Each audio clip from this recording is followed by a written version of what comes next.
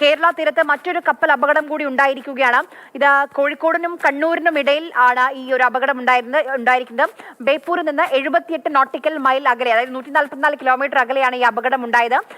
2 ദിവസം മുൻപ് ശ്രീലങ്കയിലെ കൊളംബോയിൽ നിന്ന് മദർഷിപ്പിലേക്ക് മാറ്റേണ്ട ചരക്കുമായി പുറപ്പെട്ട കപ്പലാണ് ഇന്ന് കേരള തീരത്തിനടുത്ത് വെച്ച് അപകടത്തിൽപ്പെട്ടിരിക്കുന്നത്. 22 ജീവനക്കാരുണ്ടായിരുന്നു. ഇതിൽ 4 പേർ മിസ്സിംഗ് ആണെന്നുള്ള വിവരമാണ് ലഭിക്കുന്നത്. ഫെലിക്സ് തുടരുന്നുണ്ട്. ഫെലിക്സ്, നേരത്തെ മന്ത്രി വന്നതുകൊണ്ടാണ് ഞാൻ ഇടപെട്ടത്. ഇനി രക്ഷാ ദൗത്യം ഓൺഗോയിങ് ആണ് ഇപ്പോൾ എന്ന് പറയുന്നുണ്ട്.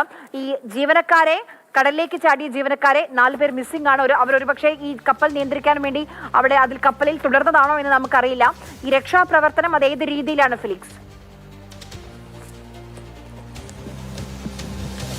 രക്ഷാപ്രവർത്തനം പ്രധാനമായും നടക്കുന്നത് ഒരു വശത്ത് കപ്പൽ ഉപയോഗിച്ചുകൊണ്ടുള്ള രക്ഷാപ്രവർത്തനമുണ്ട്. ഒപ്പം തന്നെ വ്യോമസേനയുടെ വിമാനം ഉപയോഗിച്ചുകൊണ്ടുള്ള രക്ഷാപ്രവർത്തനമൊക്കെ തന്നെ നടക്കുന്നുണ്ട്.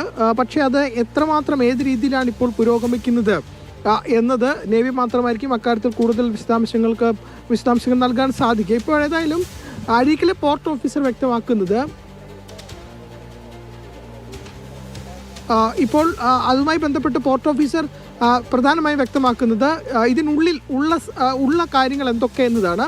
അതിലേറ്റവും പ്രധാനമായും പറയുന്നത്, ഒന്ന്, തീപിടിക്കാൻ സാധ്യതയുള്ള ലിക്വിഡ് അതിനുള്ളിൽ ഉണ്ട് എന്നതാണ്. അതായത് ഈ പെട്രോൾ, ഡീസൽ പോലുള്ള ലിക്വിഡ് അതിനുള്ളിലുണ്ട്. അത് കാർഗോയാണ്. അത് ഡേഞ്ചറസ് കാർഗോയിൽ ഒന്നായി അത് ഉണ്ട്. ഒപ്പം തന്നെ ഖരവസ്തുക്കളുണ്ട്.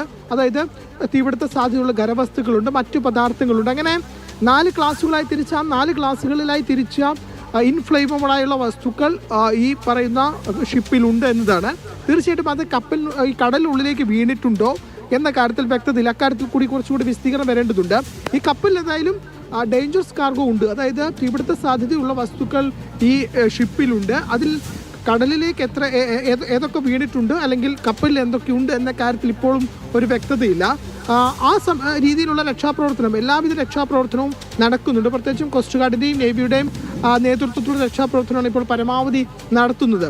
ഏറ്റവും അടുത്ത്, അതായത് കണ്ണൂർ അഴീക്കൽ തുറമുഖത്ത് നിന്നും 44 നോട്ടിക്കൽ മൈൽ ദൂരെയാണ് ഇപ്പോൾ ഈ കപ്പലിന് തീ പിടിച്ചിട്ടുള്ളത്. അതേസമയം അഴീക്കൽ തുറമുഖത്തിലേക്കല്ല, ഈ രക്ഷാപ്രവർത്തനം നടത്തി ഈ ജീവനക്കാരെ തിരികെ കൊണ്ടുവരിക ബേപ്പൂർ തുറമുഖത്തിലേക്കായിരിക്കും എന്നതാണ് അഴീക്കലെ പോർട്ട് ഓഫീസർ തന്നെ വ്യക്തമാക്കുന്നത്. അതേസമയം ഏറ്റവും അടുത്ത് അഴീക്കൽ തുറമുഖത്തോട് അടുത്താണ് ഈ കപ്പലിന് തീ പിടിച്ചിട്ടുള്ളത്. അതുകൊണ്ട് പരമാവധി രക്ഷാപ്രവർത്തനമൊക്കെ തന്നെ പുരോഗമിക്കുന്നുണ്ട്. ഷിപ്പും, അതായത് കപ്പൽ ഉപയോഗിച്ചും ഒപ്പം തന്നെ വ്യോമസേനയുടെ വിമാനം ഉപയോഗിച്ചുകൊണ്ടൊക്കെയുള്ള രക്ഷാപ്രവർത്തനമാണ് പരമാവധി നടത്തുന്നത്. ഞാൻ നേരത്തെ സൂചിപ്പിച്ച പോലെ തന്നെ തീപിടുത്തത്തിന്റെ വ്യാപ്തി എത്രത്തോളം ഉണ്ട് എന്ന് വ്യക്തമല്ല. കാരണം ഇൻഫ്ലേമബിൾ ആയിട്ടുള്ള അല്ലെങ്കിൽ തീപിടുത്ത സാധ്യത ഏറെയുള്ള വസ്തുക്കളാണ് ഈ കപ്പലിനുള്ളിൽ ഉള്ളത്. അതുകൊണ്ട് വലിയ രീതിയിൽ തീപിടുത്തത്തിന് സാധ്യതയുണ്ട് എന്ന് വേണം മനസ്സിലാക്കാൻ. അതാണ് പ്രാഥമികമായി പോർട്ട് ഓഫീസറുടെ വാക്കുകളിൽ നിന്ന് വ്യക്തമാക്കുന്നത്. കാരണം ചെറിയ തീപിടുത്തമല്ല, വലിയ തീപിടുത്തമാണ്. വലിയ തീപിടുത്തമായി മാറാനൊരു കാരണമായി അദ്ദേഹം പറയുന്നത് ഇത്തരത്തിലുള്ള ഡേഞ്ചറസ് കാർഗോയാണ് ഈ കപ്പലിനുള്ളിൽ ഉള്ളത് എന്നതാണ്. അപ്പോൾ അതുകൊണ്ട് പരമാവധി രക്ഷാപ്രവർത്തനം പരമാവധി വേഗത്തിൽ നടത്തുന്നുണ്ട്. അതായത് കോസ്റ്റ് ഗാർഡിൻ്റെയും നേവിയുടെയും ഒക്കെ തന്നെ വളരെ സജീവമായ ഇടപെടൽ രക്ഷാപ്രവർത്തനത്തിൻ്റെ ഭാഗമായി ഇപ്പോൾ കടലിൽ നടക്കുന്നുണ്ട്.